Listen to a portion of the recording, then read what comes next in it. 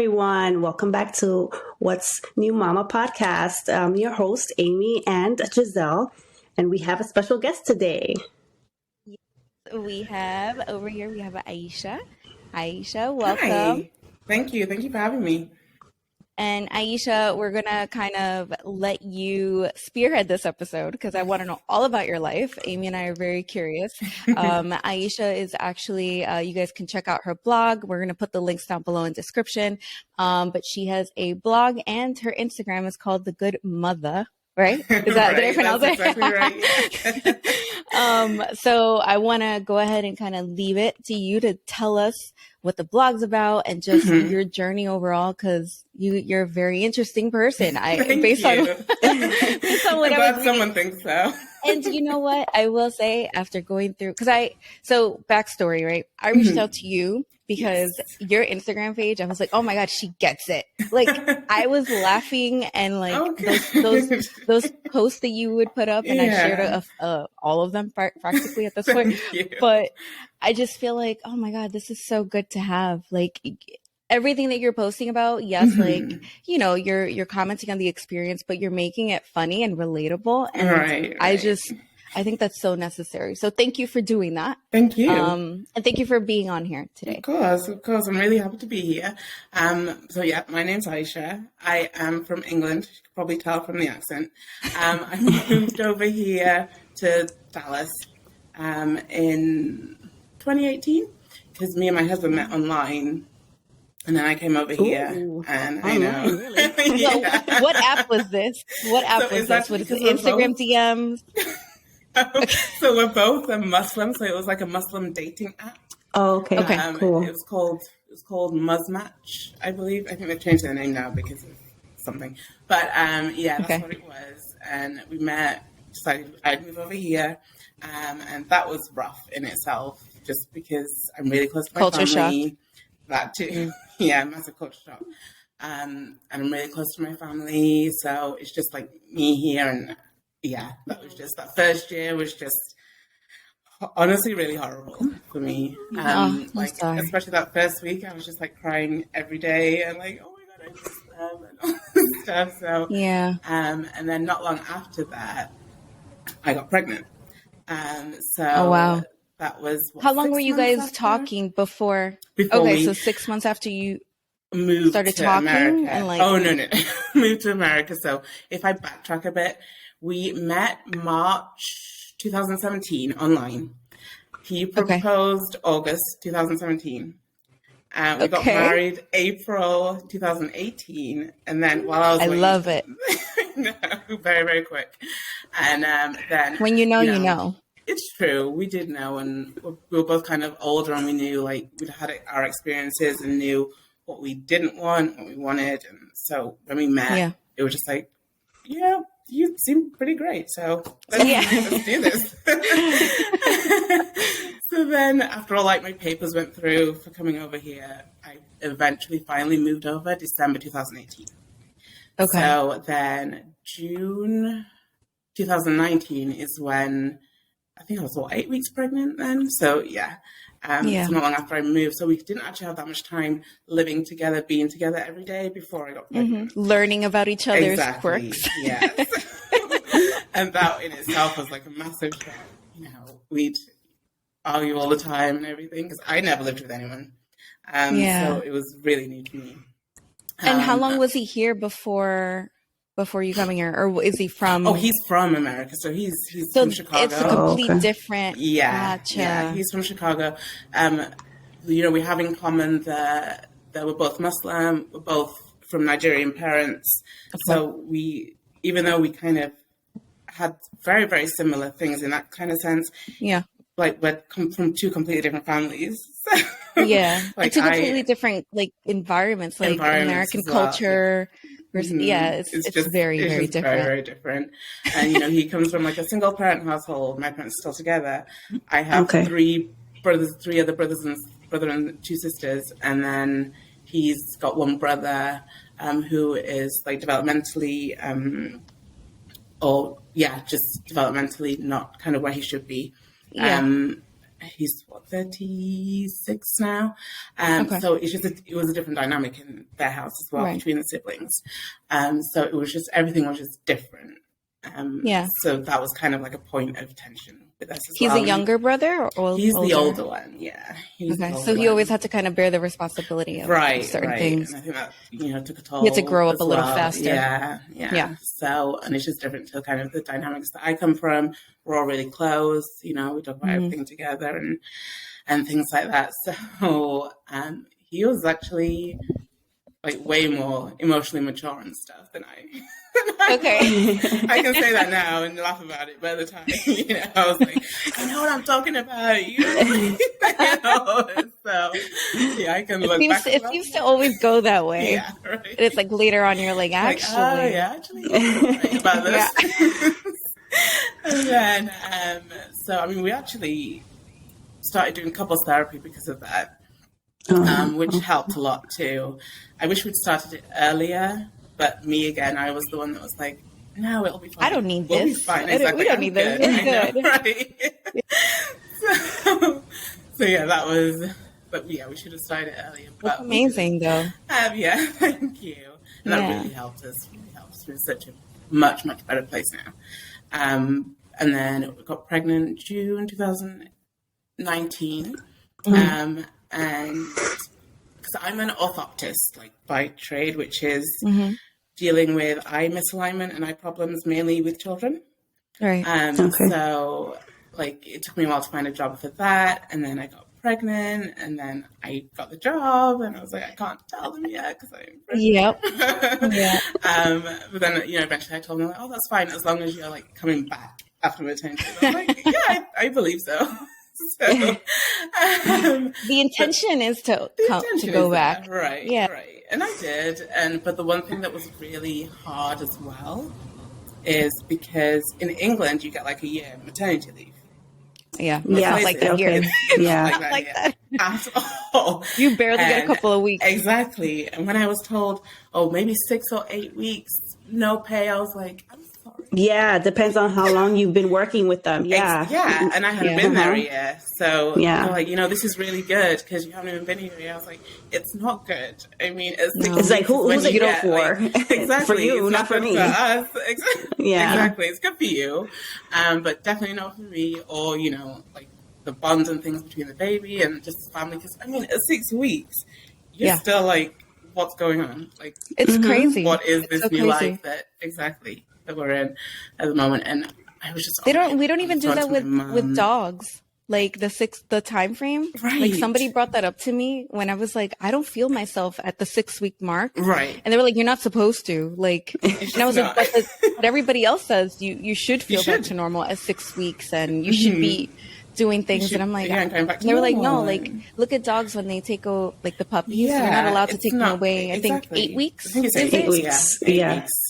So, and it's like, oh yeah, mother, a human being that gave birth. We can go back to work in 6 weeks. We can resume all activities. I know. I was like, can I now? Can I? I mean, even if you are like physically okay, like mentally, yeah, you're being separated from your child. Yeah, it's huge. And I would just be on the phone to my mom crying, like, I can't believe this. I only get this much time. And she was like, it's okay. It's okay. I was like, well, it's not okay because I hadn't even had the baby yet. I just thought, knew that 6 weeks probably wasn't going to be enough. Yeah. And honestly, the whole actually having a baby no one really prepares you for it. Like everyone says, oh yeah, it's hard, but the good times are worth it. Say this. Every single mother I know has said that. Nobody ever really prepares you for it. And it doesn't matter how many books you read or podcasts you listen to or experts you listen to. It's just not enough. It's not enough at all. No one, like everyone says, it's hard, but you know, it's worth it. And it is. Yeah. But if someone told you it's hard because, you know, you have these kids running around, always wanting to be on you, but you also, you know, someone needs to cook, someone needs to do this, someone needs to, you know, plan doctor's appointments. Your brain is never off again. Ever, ever, ever. Yeah. And it's just so overwhelming sometimes. And then you can't have somebody else do things because they're not going to do it the right way. That's it. Right? Which it was the post that you shared the other day. I was like, oh my God, this is what it is. My husband's like, oh, don't worry about that. Go take a nap. I'll take care of this. I'm like, no, you don't fold the clothes like I do. Right? Leave it there. And then he does try and like do things. I'm like, shut up, Giselle. Don't say anything because you tried. I tried, but I'm like, but then I'm gonna have to redo it anyway. Exactly. I don't know why we do it. It's just like no one's gonna do it like we can do it. So. And then you're like, oh, no one's helping me. It's like, well, they asked for help. They asked to help you, but you said no because you're so particular. So yeah, it's wild. And I remember like giving birth. Because, I had gestational diabetes during my pregnancy, and that was one thing that I was not too happy with my doctor about, because she actually tested me, I think, a bit too late. Because, in the like intake forms that you have to put in, like family history and everything, I put my mum has diabetes, my grandma had diabetes, my mum had gestational diabetes, I'm Black, and things like that are just high risk factors. Right. So she actually wasn't going to test us until 32 weeks. And I remember my mum, my sister were like, really? That's really late to be tested. And I was like, oh. So at 30 weeks, I was like, actually, can I be tested now? And then she did. Right. And I had it. And that was another thing that I was just like, what? Yeah. Why? What is going on? And I tried to change my diet, but it was kind of like too late at that point. But I was still doing all the things like eating, trying to exercise, eating better, or eating like not all the fries, or the French fries and the pizza. So they don't give you any medicine for this, right? It's just just got to change your diet. Yes, and then they can give you medicine even if you're doing all the things, but it's still like really high all the time. Okay, and you have to test. Do you have to test? Yeah, so I have to like prick and test my sugars maybe 4 times a day. Oof, rough. That was, okay. Yeah, that was. My fingers were just like so coarse and things at the end because I was just like pricking all the time, and it was really frustrating. If I had done everything and then I checked my bloods and it was high, and it was a difficult time. But what I didn't, she would say to me, just change your diet. We'll refer you to like a specialist, but they honestly didn't really do much. They just looked at my readings, like, oh, everything looks good. Come back in a week. I was like, okay, I'm not coming back in a week. Yeah, because you really haven't done anything for me. There's no direction, no guidance, nothing at all. My mother-in-law kind of specialized in it. She's a nurse, so I just like got information from her and changed my diet. It was exercising more and things. So we did that, and it helped kind of keep it at bay. But I mean, I still had it. And I didn't realize, I guess, what wasn't explained to me well enough is like the complications that my daughter could possibly have. Yeah. Okay. If with me having gestational diabetes, because when she was born, they actually honestly didn't check her sugars until my husband was like, "Did you guys check that?" Because so they didn't check. They didn't check it. He was like, "Did you check that?" Because my wife has had gestational diabetes. So like, "Oh, I don't think anyone has." Okay, let's do that. And then she was like hypoglycemic. Her blood sugars were too low. Oh my God. Okay. And then that's why she had to go to the NICU. And then when you have your baby in the movies and everything, it's like they put them on the chest and they're crying because they're so happy and everything. I didn't get that at all, really, and I don't think that's kind of shown enough. Like I just didn't get that feeling of like I knew I loved her. It was just like they just put like a baby on me. Yeah, like, you were processing things still. I'm a mom, I guess. This belongs to me now. Right. This is mine. I was happy and stuff, but I didn't get that like rush. And I remember just like staring down at her because obviously the nurse is there, the doctor. And I remember thinking, do they want me to react that way? Because I really don't feel like crying or anything. Like I'm happy and I love her, but it was just a strange feeling. But I hadn't eaten for like almost. Oh my God, you were probably in shock. I was in shock. I was so tired. It was just like. How long was your labor? It was because I had to be induced. Mm-hmm. and that was painful. So they started the induction maybe 10 o'clock in the evening, and then I gave birth 3:30 the next day, so like 27. Okay. Oh, I can't do maths. Yeah. It was a long time. Right. I can't do math either, not so I can't help you there. Something. It was some time. Gotcha. So, and in that time, I couldn't eat. I couldn't. Yeah, you don't have anything. It's like You're like held hostage. You're held hostage. You're like, no, you can't, just in case we have to take you to surgery. And I'm like, oh, I'm just so like, I have no energy. Like, yeah. I have to push this baby out of me, but I have no energy. So, like, Especially with your sugar levels, like I'm it's surprised just, they like, didn't give you something. Yeah. And I mean, I'm not a medical practitioner, so I don't know. It sounds like the people she was with weren't medical people either. I know, right? Some of them, like a few of them was really good, but then the others are just like, it's just they don't read the chart, or I don't know, or something. the They're tired, they're overworked, they're staffed. They are. It's so crazy how different your hospital experience can be from some other mom. Yeah. Even if it's the same hospital. Exactly. My cousin actually just told me, I recommended the hospital that I gave birth in because I had an amazing experience. Yeah. And she just the other day told me like how horrible it was. Oh, wow. And she was like, I felt like we went to two completely different hospitals. Oh my gosh. But I think my experience, because like even the lactation consultant sat next to me on the bed and helped me. And like, she took her time. She was there for like an hour. She was like, I saw the lactation consultant for like 5 minutes and that's it. And I was like, what? Like, I'm so sorry. And I felt so terrible. I was like, I still do. Yeah. But she's I mean, like, it's not your fault. It's not. And everyone that works there is so different. And there are some who are really, really great and some who just, they're literally just there because it's their job. But then you gave birth during COVID, right? So I'm sure they had other protocols in mind, right? And for my second daughter, I guess it was still kind of during COVID. The first one, it was January, so it hadn't really. Oh, okay, so it hadn't hit yet. Okay, so they were still fine. But and then she went to the NICU, and that was just like heartbreaking for me because then she had to have pricks every like 3-4 hours too. Oh man. To check her blood sugars, and because I was so adamant, because everyone around me was telling me, "Oh, breastfeed,"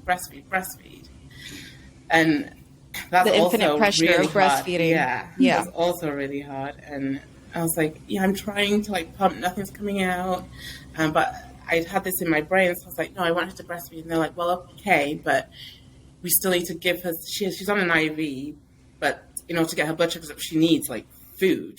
So she wants to give her formula. And I was like, no, breast milk. Me still being naive.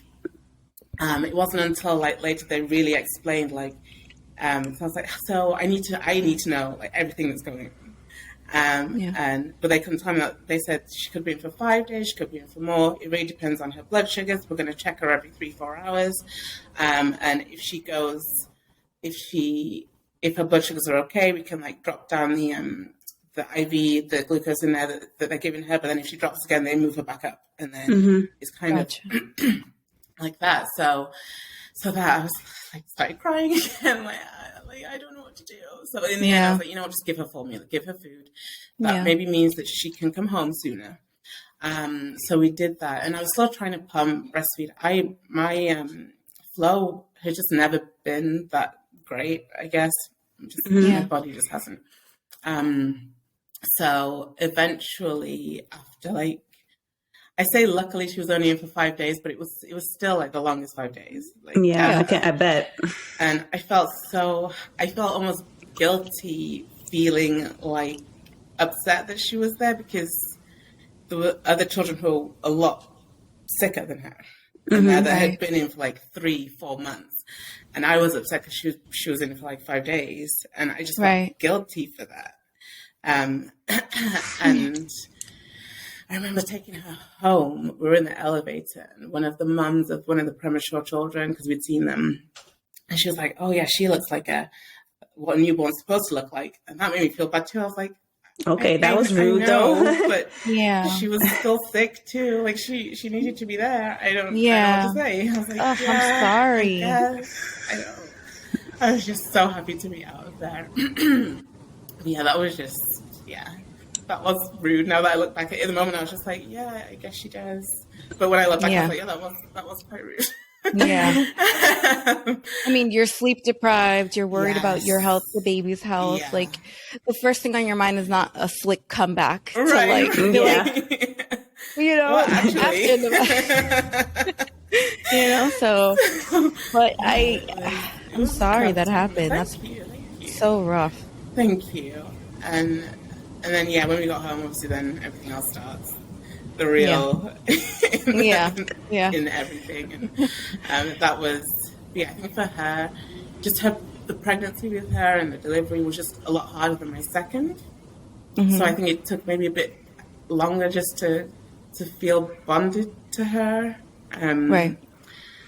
And I can say that now looking back, just because after the second, everything was so easy. You know, I exercised almost every day, ate so healthy. I weighed less than I do now when I was pregnant with her.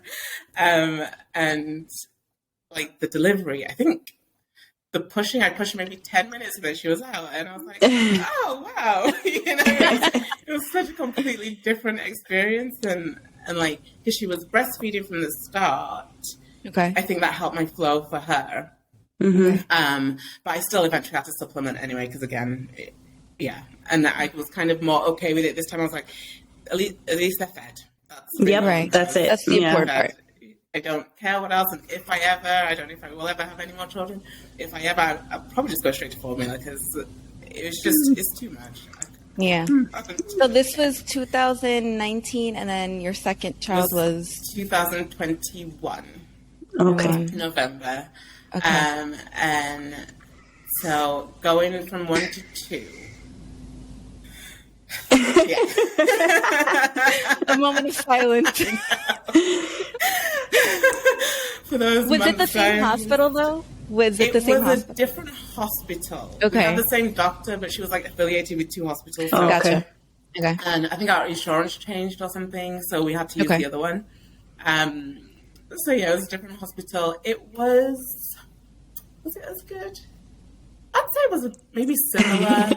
One thing actually that I didn't like, again, around breastfeeding, because I'm not like a medical professional. Well, I am, but not in like that. Not in that way. But, that field. That field. That's the word. Yeah, not in that field. So I don't know if they need food that soon after you've given birth to them, but nothing was coming out. And she was still trying to get something out. So, and I would kept asking, can I just have some formula just to feed her? Because she seems hungry. I get some formula and my milk isn't coming through.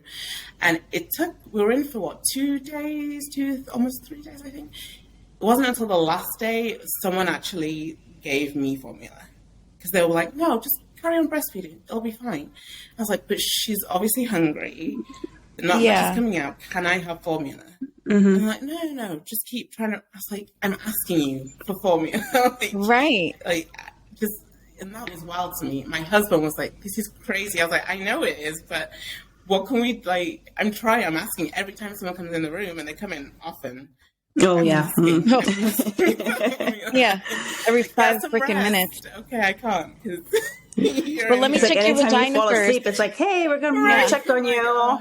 Okay, fine. Did you get some sleep for the 5 minutes that we didn't come in and give you a freaking fundal massage or whatever they call that shit? Exactly. Like, when they press your stomach. Yeah. What is that called? I honestly don't know. I just lie there. I'm like, fine, do what I need to do. Yeah. So that is crazy to me that they just give you the formula. Give it to us. So that's one thing I was really different from both hospitals. Because the other one, they were like, well, she needs it. They were pushing the formula. Exactly, like, she needs it. She needs it to go home to get better. But this one, And when they finally did give us, it was like just 2 of those really small ones. Whereas the other hospital, they gave us like a lot to kind of be feeding her and stuff. So that was before the recall, too. So there was no shortage. Before the recall, so there was no shortage at that point. Huh. Maybe there was just like a shortage on everything because of COVID, because it was shipping containers. COVID, I don't know. Everything is COVID. So with blame everything on COVID Right. at this point. So with those two experiences, would you, if you were to go down that road again, would you have a home birth or would you still go to the hospital? Good question. Honestly, it'd probably be the hospital just because when I was induced, the pain was so bad. Because I always thought, oh, I'll just try natural. The pain was so bad. Like, she showed us on the chart. She was like, see, this is where, like, normal contractions are. Y'all are, like, up here. Oh, and that's because of that. And I believe it's because when you're induced, the contractions are just generally more intense. Okay. Yeah. With Pitocin, right? They gave you Pitocin. Yeah. Yep. It like heightens it up. Yeah. So I was like, I can't do this. So I was like, give me an epidural. So even before, like, I started having the contractions, the second time I was like, just give me the drugs. I don't care. I just want to have a nice, pleasant experience. Yeah. So just dress me up. But and they did. It was great.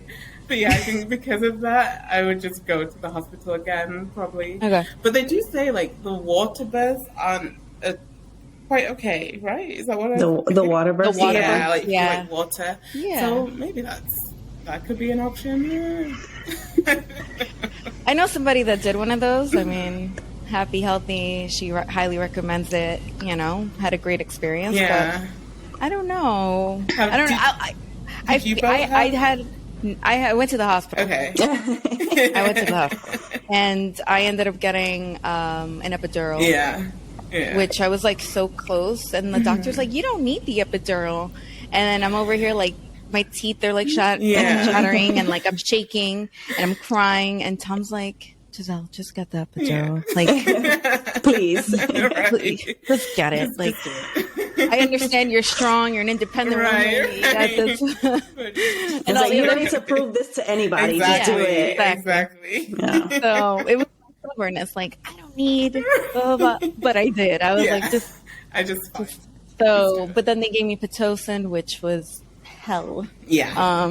But at least I didn't feel that like the ring of fire. I didn't feel no. Right. I felt pressure, but I didn't feel the ring of fire. No. Thank God. Yeah. Amy did. Yeah, I had both of mine were natural with nothing, and because the first time I was just like, I'm just gonna do it, whatever. I didn't feel I didn't feel any pain. It wasn't that bad. Okay. The second time with Milo, I almost I was screaming, and it was painful, but it was too late for me because I had already done it. I was like ready to go. Yeah. So it was like no point to it. Right. Oh wow. So would you have a water birth, Amy, or like a home birth? Well, if you do go down this road again? What are you talking about? Go down this road. My husband has a vasectomy. Oh, okay. No, that's it. No more. That's it. As much as we would, because we still talk about this now. Actually, it's funny because he like looks at our kids and he's like, "Oh my God, they're so cute. We should probably." He's like, and then he'll laugh and he'll go, "We should have had a third," but then we'll laugh and be like, "No, that's okay." So no, we're not doing it. No, I don't think I could go through that again.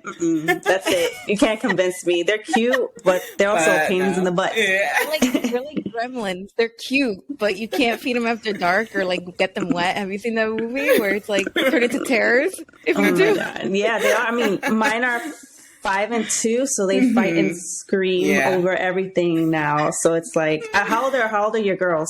They're 3 and 14 months. Okay, so yeah, you're gonna get there in a couple more, like another year, where they start screaming at each other. Yeah, honestly, like they kind of do it now. My 14-month-old, she's really like feisty. So if my older one has something that she wants, she'll take it, scream in her face. Then the other one will be like, "Oh no, don't do that, Mom." Oh my! I don't know what to tell you. Isn't it crazy though how their personalities are so different? Yeah, so different, so different. My older one, she's really well. I don't know. She's 3, so she is a terror. But I think underneath all that, there's a sweetness. She's so sweet sometimes, and then like a minute later, she's like, "No, switch." Oh my God, what did I do to you?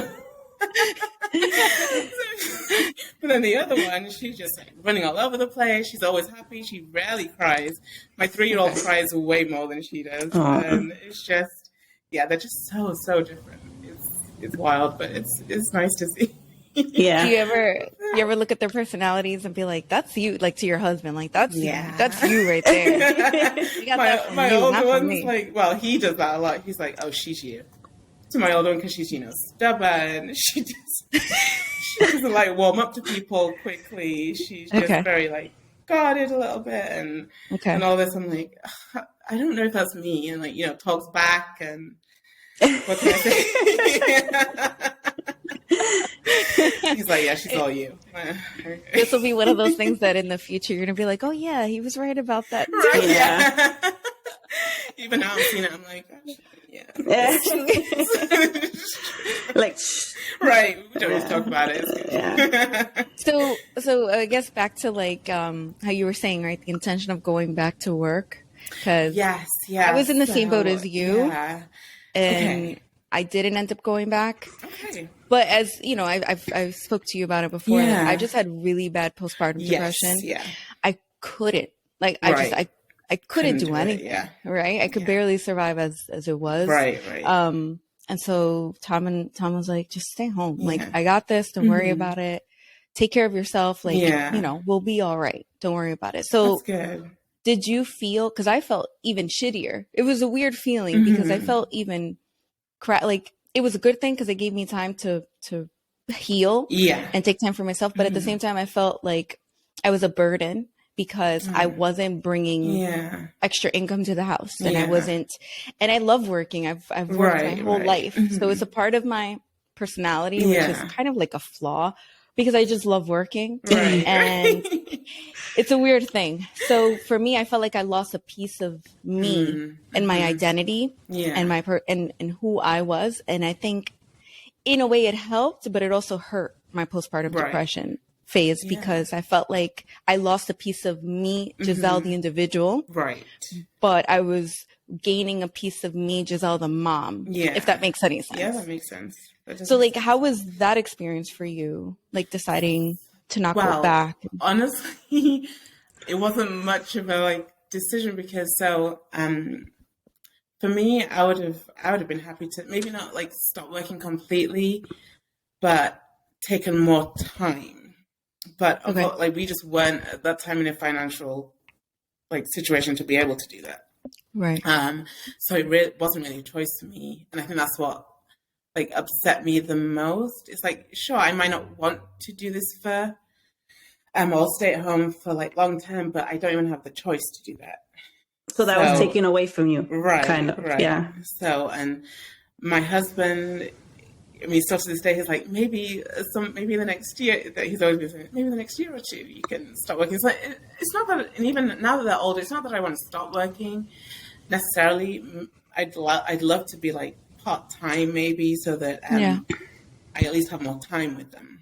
Right. Because in the day, he has more time with them in the day than I do, just because I have to leave. Does he work early. from home? He works from home. So he goes. Okay. Yeah, they still go to daycare, but so he works from home. So he has a good hour and a half with them in the morning, and then I pick them up. And by the time I'm home, I have maybe an hour and a half with them, and a lot of that's just spent getting them ready for bed. So it's not really quality time. So in that sense, I'd like to be part-time, just so that, if I wanted to pick them up early and spend more time with them and things like that, we could do that. But we just didn't have that option at that time. And he understood how hard it was for me. I mean, he saw me crying every day. For how long before I had to go back to work. So he knew it was tough for me. But he would always be appreciative. I know this is what you want, and thank you for doing this for us, so that we can have the life that that we're building and all this stuff. Right.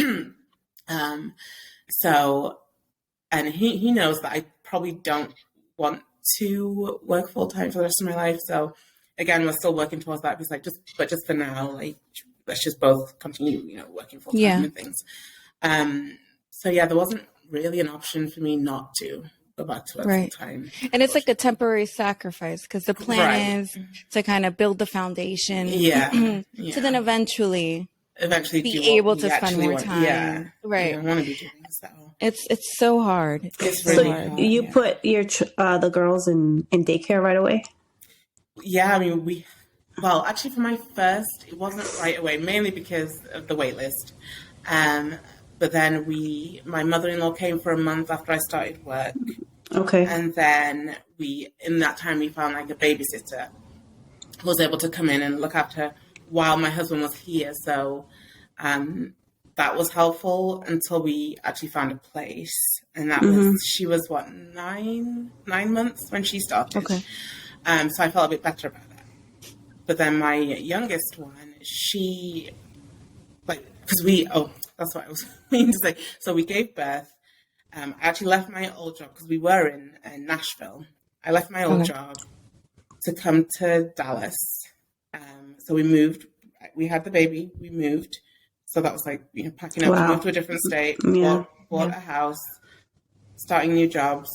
It was just a lot all at once. It's a lot of changes. Yeah. And that just was not good for me at all. Like that first 6 months after giving birth to her, I was not in a good place, like at all. But she had to go back. That was another thing. Like we had to find daycare, but she had to go back when I started work. So that was 3 months after, I think, which was lucky. But that was purely because I had stopped working and started a new job. So I told them when I wanted to come and start. Okay, so that's good. All right. Yeah. So I got 3 months. And then, where was I going with this? Well, did your husband take time off? So his job was actually really good. He got, was it 6 weeks paid? Oh, nice. Okay. Yeah. And he could split those up. So he took 2 weeks, then went back to work for 1 week, and 2 weeks, went back 2 weeks. So that was really helpful for you guys. That was helpful, yeah. That was really helpful. And then my mum came for a few weeks. His mum, my mother-in-law, was here for a couple of weeks as well, right after I gave birth. So all that was helpful, really helpful. And then, trying to find daycare. And I was so concerned because I said to my husband, she's 3 months old and our oldest was 9 months. I just don't feel as comfortable with her going to daycare. We tried to get someone in. She wasn't great. So it didn't work out. So she ended up starting daycare when she was almost 4 months old. So that was really hard. And then starting the new job, and those 6 months I just don't. It's like a whirlwind of just really, everything. It's just everything all at once. And then. So how were you emotionally? How did that mentally? Mentally, I was just really. I just felt. How can I put this? I think I told my husband I was going through the motions. I didn't feel happy or sad. I was just I got to get this done. We got to just go through it. The motions, just doing it. And I would just, if I felt upset, I would just literally go to our closet, cry, come back out and just carry on. And then after we went back to work, a week after, I got COVID. So I brought COVID to the house with a newborn. And then... Sorry. And then not long after that, I had a car accident. And then not long after that, something else happened with I think financially, we were kind of worrying a little bit and struggling. And it was just when are we, I just need a break. Yeah. I just need something to give. Otherwise, I'm going to just break down. And it's not going to be good for anyone. And I'm not really one to reach out and ask for help. I will usually just go somewhere by myself and cry, and then I'm like, "Oh, I'm good," but I'm not. I mean, I'm not good, but I'm crying about it. So surely that means I'm fine now. But then during that time, I remember one day I was driving home and I just started crying. So I called my husband, and he was in I laugh about it now, but he was in a work do thing. I don't know, having drinks after work or something. Mm-hmm. And I couldn't hear him properly. He couldn't hear me. And he was I just need to talk. And he was I'm at this work thing. I'm going to leave soon. I was okay. Okay, then never mind. I'm I don't reach out often. So when I do, and then I don't get why I need back, I'm just oh no, that's fine. You shut it off. You close it again. Yep. It's good. You're good. Just come back whenever you need to. Yeah. And so I just did the same. I just cried all my way home, and then I was fine when I got back, but not. Yeah. And I did bring it up to him. I was I don't usually ask for help, and I was really, really in a bad place. And you kind of weren't there for me. And he was overwhelmed too. He was like, I know, and I'm sorry, I probably should have handled it better. I was just, stressed because, it's a new job, and I was just trying to, fit in kind of and just do what I need to do to make sure I'm in good standing at this job and everything. And I was like, I get it. I was just, I was sad, and I just needed just to talk to you, I guess. And then, just for that whole, 6 months or so, I just, I felt like almost every minute I was just on the verge of, like a mini breakdown. Yeah. Anything could happen, and that would cause the tears to roll out. Yeah. It was really difficult, and because we don't have family close by, his family are also in Chicago, mine are in England. There's no one to help really, and unless we find a babysitter who we trust. Yeah, it's hard. So hard. It's really hard, especially during COVID times. It was even more limited. Yes, so much more limited, and we just don't get a break really ever. Yeah. So it was a really, really hard time. I always, I've always wondered if I do struggle with depression in some form, but then I read things and I'm like, oh, maybe I don't. Maybe I'm just sad sometimes. But I honestly, I should. I know we do couples therapy, but I probably should. And I've tried. I really have tried to find a therapist, but I go to one and it's hard. It's so hard. After a couple of weeks, I'm like, you're not really helping me. We're not really talking about anything. So I try and find another one, and it's just that same thing, going round and round. And then I'm like, oh, this is so tiring. So I don't look for a while. And then I'm like, actually, I need help. So let's start again. Yeah. And it's just this cycle. Yeah. It's just so difficult to find the help sometimes. Yeah. Do you think, I know, I was diagnosed obviously with postpartum depression. Do you think that you have a form of that that's just not diagnosed?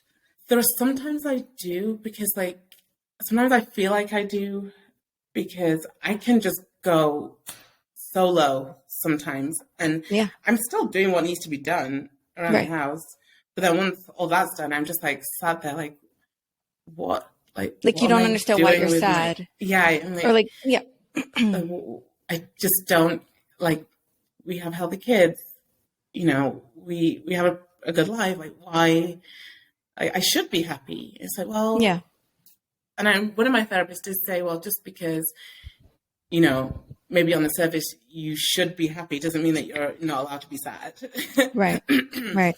And that was the same, after I had, I guess both my girls, I was we've just had this new baby. Not everyone can, I shouldn't be upset. I should be happy. Mm-hmm.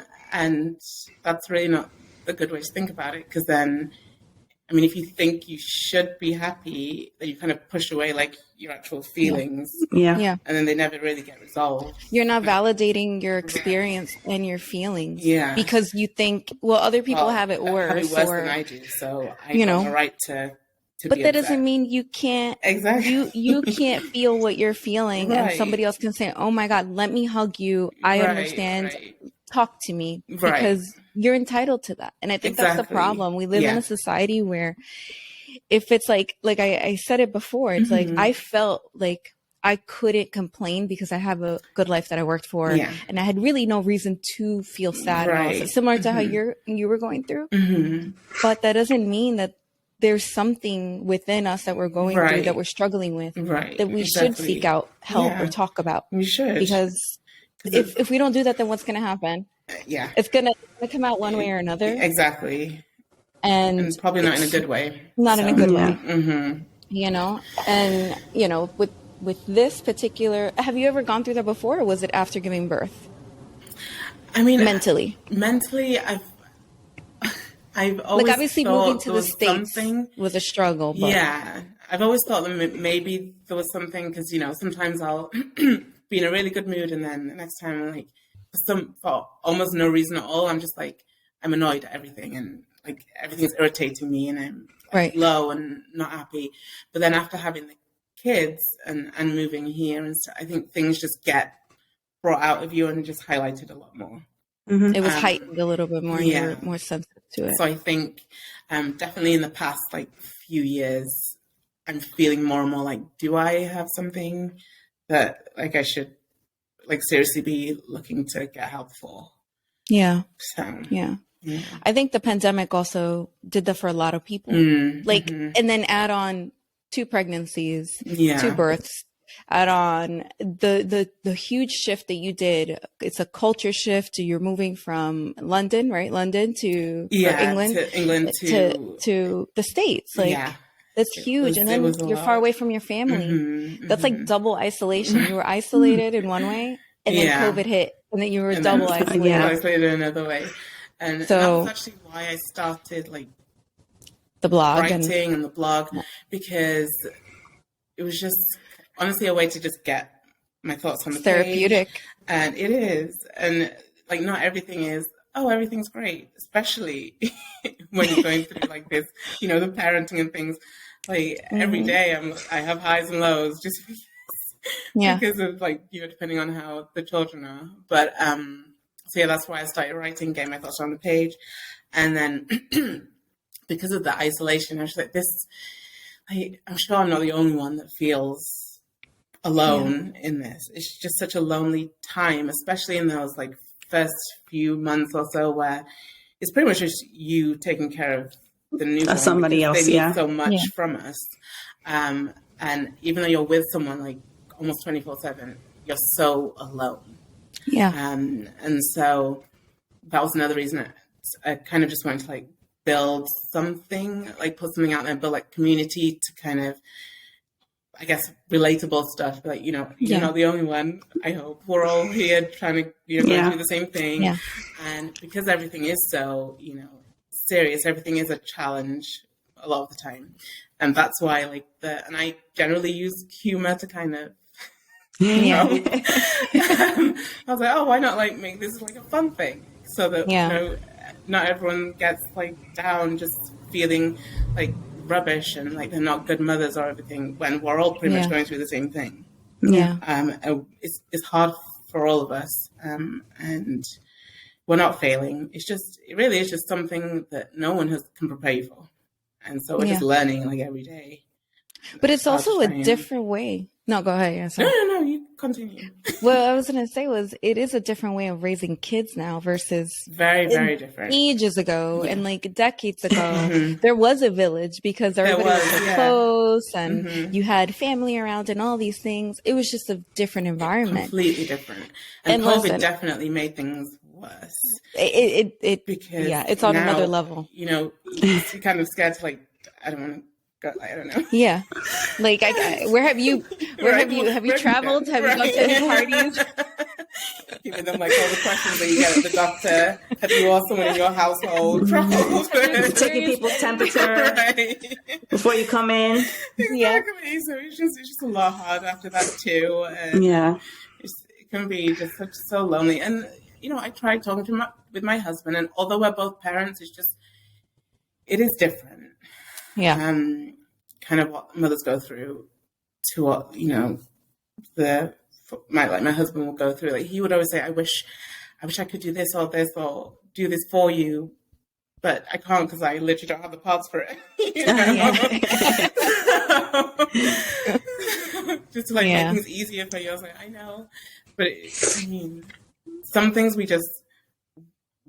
do have to do, but other things like I'm trying to get better at asking him, okay, can you do the cooking this week? Can you just help do the laundry? Just something small. Can you just stay with them for 5-10 minutes? I just need to go, you know, scream into a pillow or something. So things like that, just to take some of the burden off. It's still there because, like you said earlier, like your mind is always going. Always kind of on the next thing. What needs to be done? What needs to be done? What needs to be done? So it's really hard to kind of like enjoy the moment. Because you know, like everything's going ahead, like what needs to be done for everything to run smoothly. And that's the thing I think, like, especially my husband doesn't, like I try to explain to him, one day that it's just a bit different because I'm always thinking what needs to be done for them. Appointment. Him, it's like, well, just shut it off. And it's like, I can't.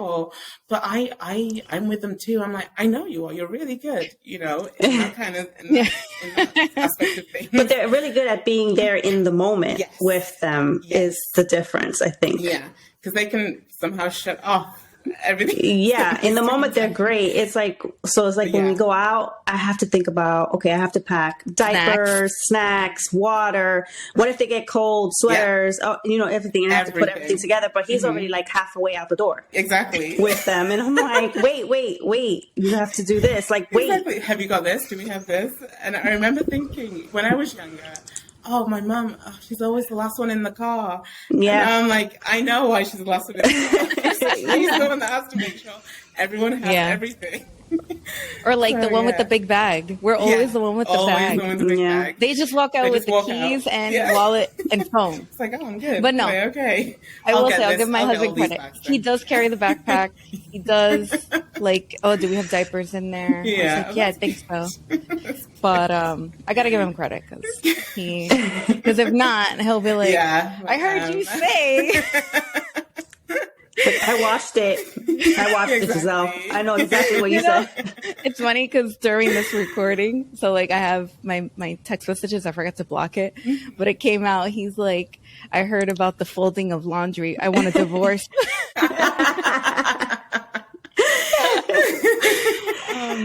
But I think it's like to your point, you it's therapeutic for you, but you make humor out of it because it is. Some of these moments can be really sad, can be dark, can be depressing and anxiety filled and all that stuff. And I think for me, and like similar to you, like this is therapeutic for me.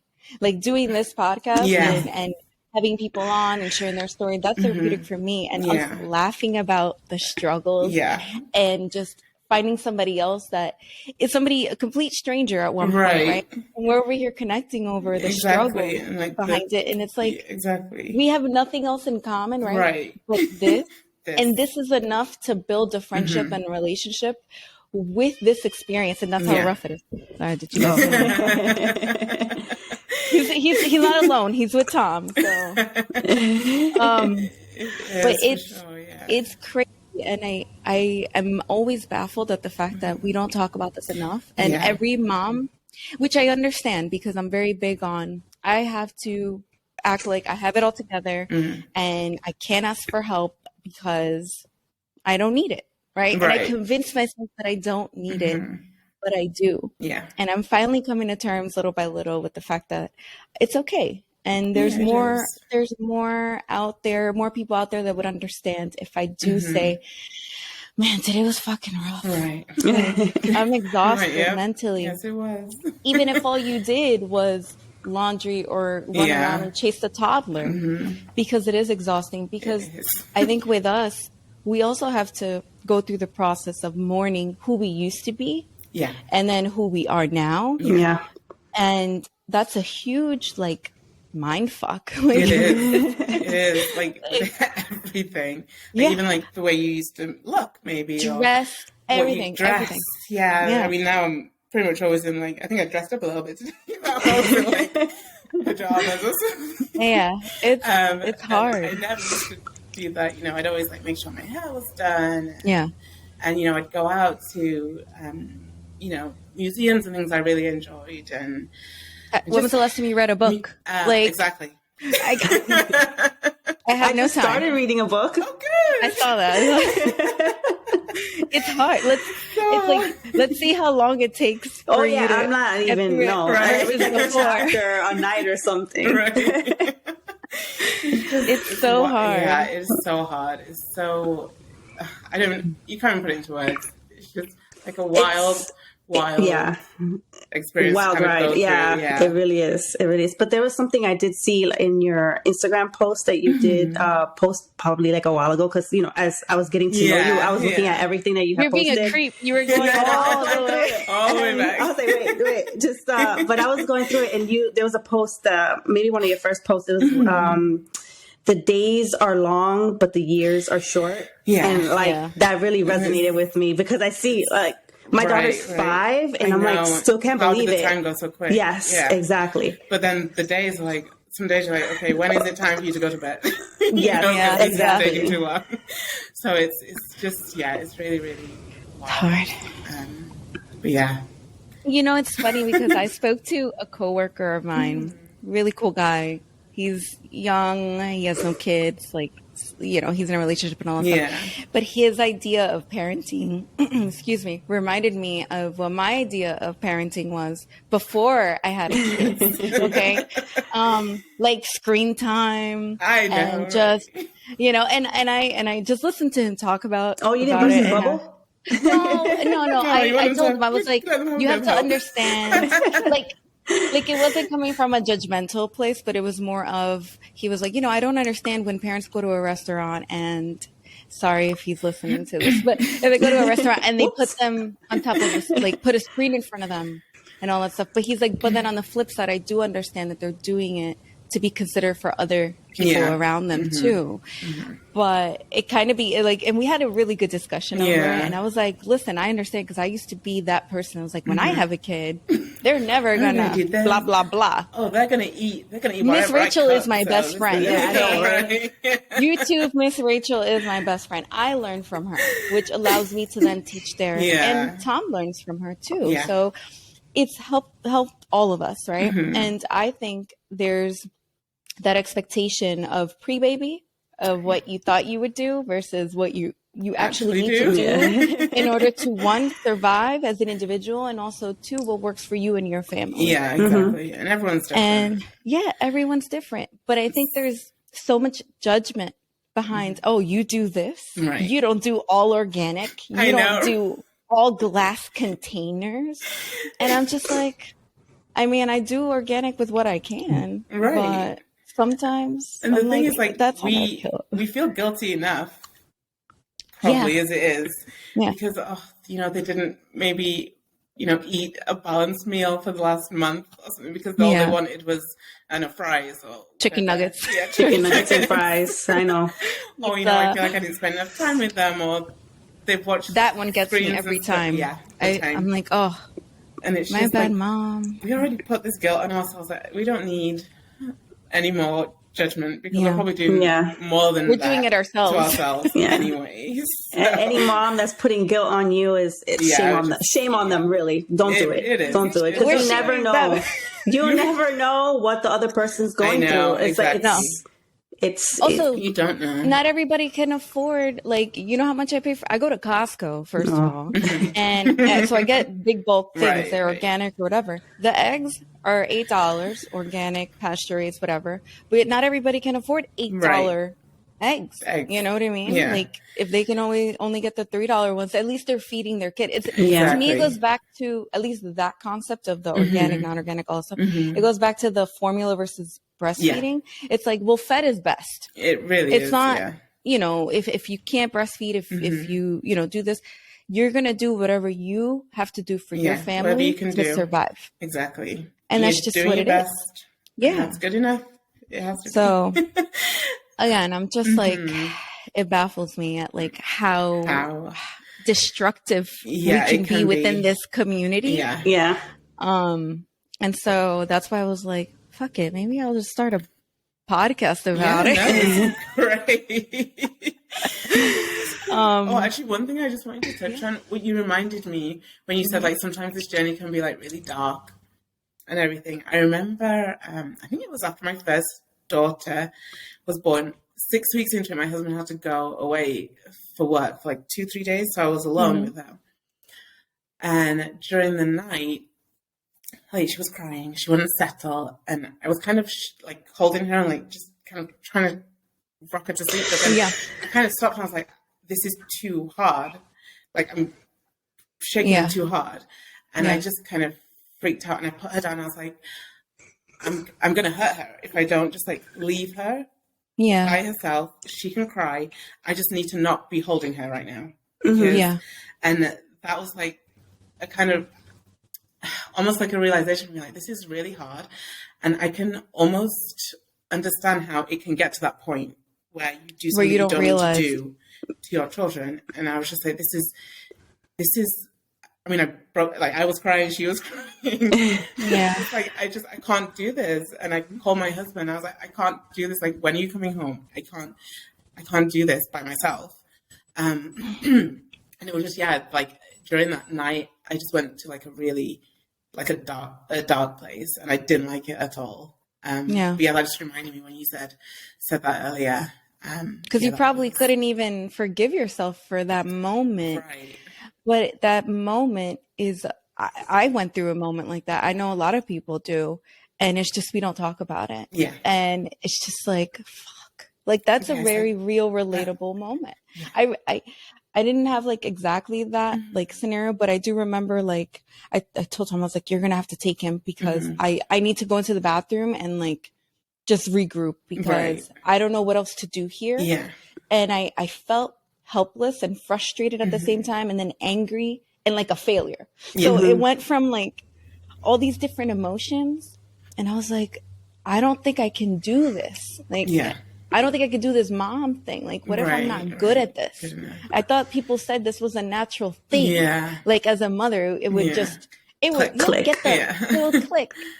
And it's like, but you have those days, and thank you for sharing that, because I know that's not easy. Yeah. It's not easy to voice, you know, to like share. You worry like, oh, is someone going to think I'm... Are people going to judge me? They're going to take them away from me. They're going to judge me. But even times now for me, like with they're older and they're screaming at the top of my lungs, I catch myself because sometimes I'm like, to like rage too, because it's just we are constantly overwhelmed with noise. It's just noise, touching, and screaming, and it's too much. And I think we get like sensitive to that noise. I don't know. I feel like I've changed a lot with relation to noise levels and stuff, because it's like I appreciate my silence a lot better now. But it's just, I don't know, it's all the time. And then like I find myself like with an onslaught of that. And at the end of the day, if they're screaming and they're arguing with each other, I want to scream back too. So I'm just like, okay, whoa, I gotta go calm down.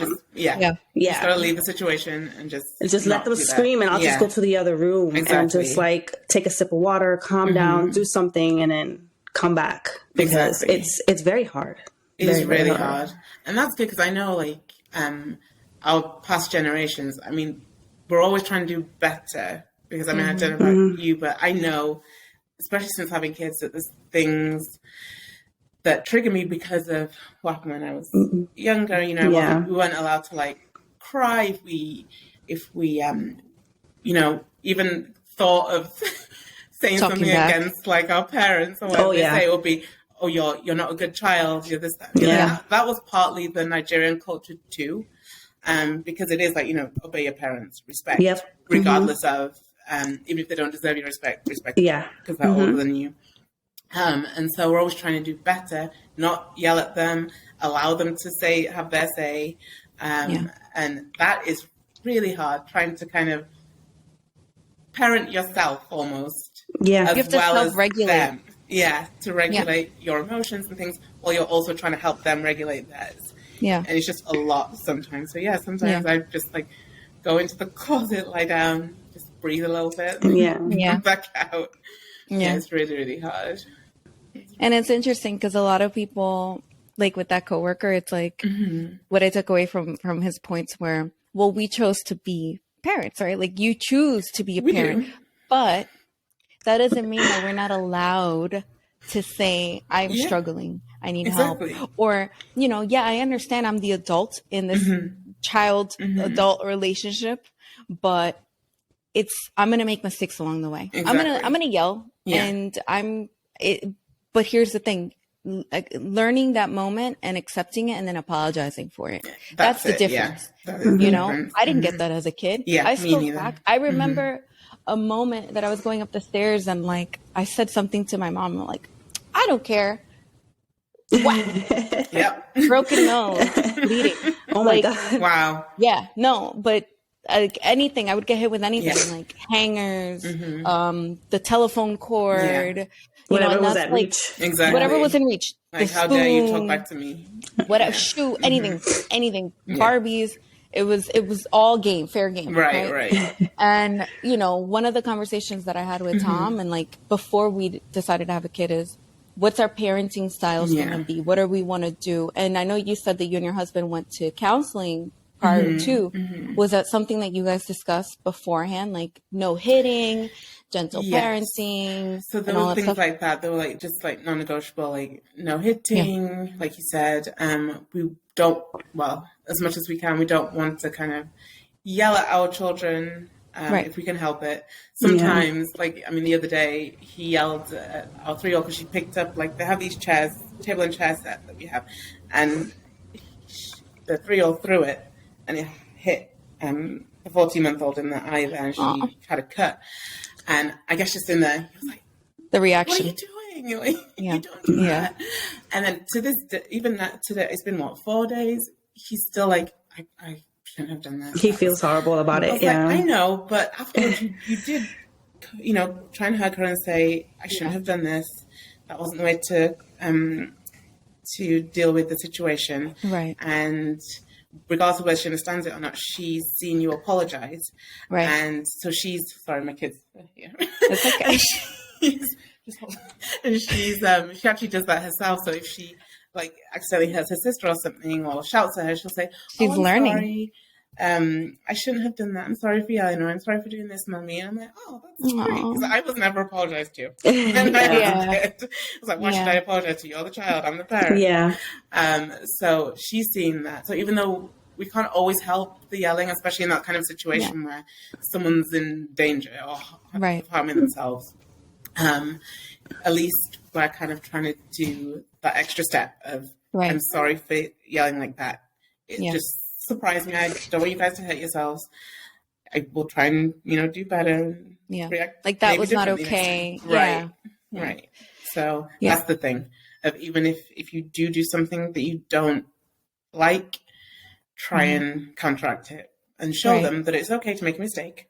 Yeah. Just apologize for it if needed. And that is what parenting is. Yeah. That is parenting. And, I think that's all we can try and do every day. Yeah, it is. And every day is different. So every day is so different. Actually, every segment of every day is different. Really but all right, I know you gotta go. We all have to go because of the kids. But thank you. Do you have any last comments or places where people can find you? I know we're gonna put it in the chat, but anything you want to highlight? So my blog is on Substack. It is TheGoodMutha. And then my Instagram, I'm sure you'll put the link on there, TheGoodMutha too. And the blog is a weekly thing, just talk about different topics of motherhood challenges. And just thank you for letting me do this and having me on here. It was really fun to kind of talk about it. And it's We'd great love to have you back too. I'd love to come back. I feel like I've got lots of other stuff to talk about too. Yeah. But it's been really fun. And it's great that you guys are doing this too. Just trying to be in the conversation of motherhood is all, happy. There are some real challenges. Starbucks coffee cups and Target runs. It's not just that. There's other things.